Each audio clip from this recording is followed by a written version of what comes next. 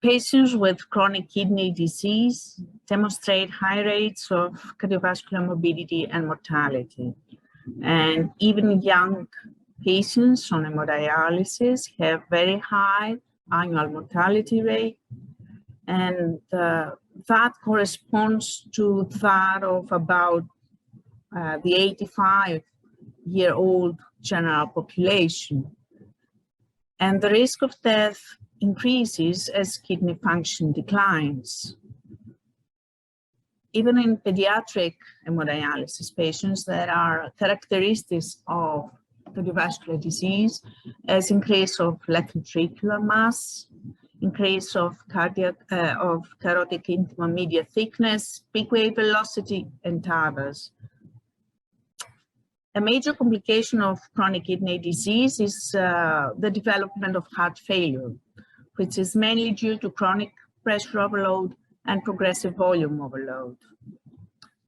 And the prevalence of heart failure is high, and particularly, as you can see here, in the hemodialysis patients.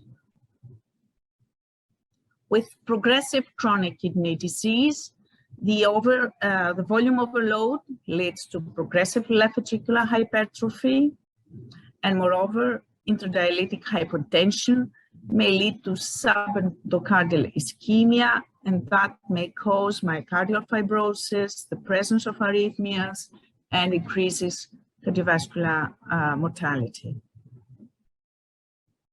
Another complication is the hemodialysis-induced myocardial injury. As you can see here, uremic cardiomyopathy and atherosclerosis plus repeated hemodynamic stress may lead to heart failure-related death or sudden cardiac death.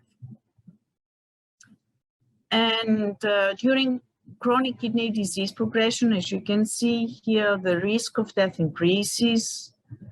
And during hemodialysis states, the risk is higher for non-atherosclerotic and also atherosclerotic events.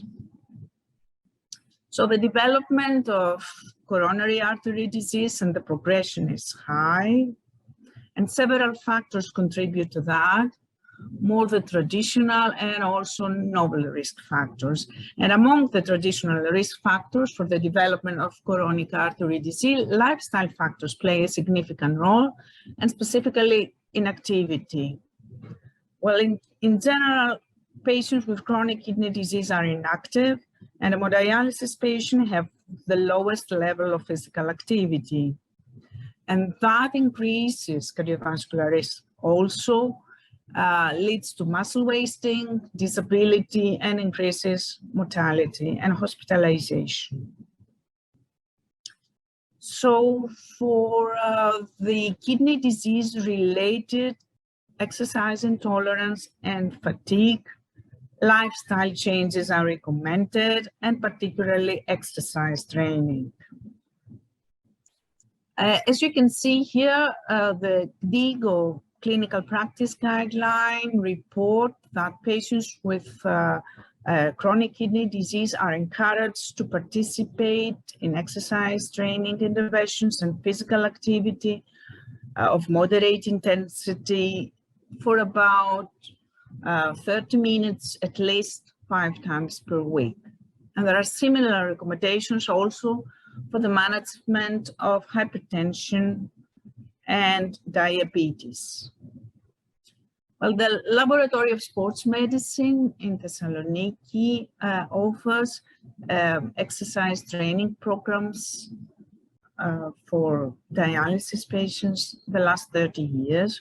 We started with outpatient exercise programs, as you can see here, and later on we added intradialytic exercise training in the AHEPA hospital in collaboration with the first department of internal medicine in AHEPA. And I would like to thank Professor Zebekakis and Yakopoulos for this collaboration the last 25 years. Let's see what the results of exercise are, particularly on the cardiovascular risk factors. These recent meta-analyses have shown that aerobic exercise can ameliorate a lot, not all, but many hemodialysis-related symptoms. About the effects of training on cardiorespiratory efficiency, the results are common. Many studies have examined the effects on VO2 peak, and they all agree that any kind of exercise training of any kind of duration, intensity, and type can increase VO2 peak in a hemodialysis patient, even in elderly one. The results are interesting concerning the effects of exercise training on left ventricular morphology and function. Early studies of ours have shown that particularly an aerobic long-term exercise training can reduce the left ventricular mass and slightly improve left ventricular systolic function. These results were recently confirmed by this study where they used MRI after intradialytic exercise training. It's well known that exercise can reduce hypertension, and so also studies in hemodialysis patients has shown that particularly aerobic exercise training can reduce both systolic and diastolic blood pressure. About the effects on inflammation, we don't know much, but there is evidence that regular exercise during hemodialysis can promote an anti-inflammatory leukocyte profile. These studies has found that active hemodialysis patients have lower levels of C-reactive protein compared to the inactive patients. It's interesting that exercise training can also affect vascular dysfunction, endothelial dysfunction, and improve vascular function. As you can see here, there are studies saying that exercise can improve the arterial stiffness, either an outpatient one or an intradialytic one, and reduce the peak wave velocity. The major cause of death in hemodialysis patient, as you can see here, is sudden cardiac death.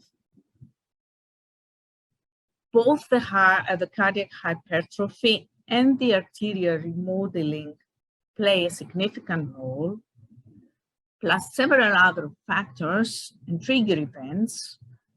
There may be arrhythmias and sudden cardiac death.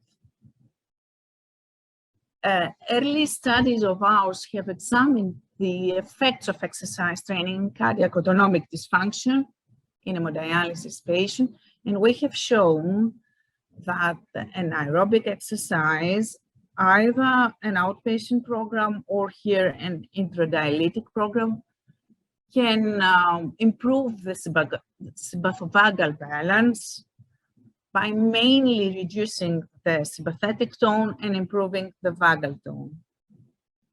And we also found that an exercise training program can improve baroreflex sensitivity. And summarizing these effects on cardiac autonomic function, it seems that exercise training can reduce the incidence of arrhythmia and so reduce the risk for sudden cardiac death. Concluding and summarizing the effects of training on cardiovascular risk factors, we found that the improvement in cardiac autonomic dysfunction and also the improvement in mainly systolic function, left ventricular systolic function, can reduce the total amount, the total score of the risk factors and improve survival. There are several studies finding that there is an association between the physical activity and mortality, as you can see here. However, it's interesting that not only the baseline physical activity plays a role, but also the changes in physical activity. And you can see here in this study, the patients who became more active had lower risk of cardiac death. So it's important find the barriers and the motivators and motivate all patients to participate in exercise intervention or easily be active to gain health outcomes, firstly, and also cardiovascular outcomes. So to conclude, exercise training in dialysis patients can decrease myocardial hypertrophy, which is very important, and also myocardial interstitial edema and fibrosis, and also can decrease aortic stiffness, improve peripheral blood pressure, and decrease peripheral resistance. So the puzzle of uremic cardiovascular disease is very complex, but there are evidence that exercise training can improve some pixels and decrease the risk of death, of cardiovascular death in the exercise patients. Thank you.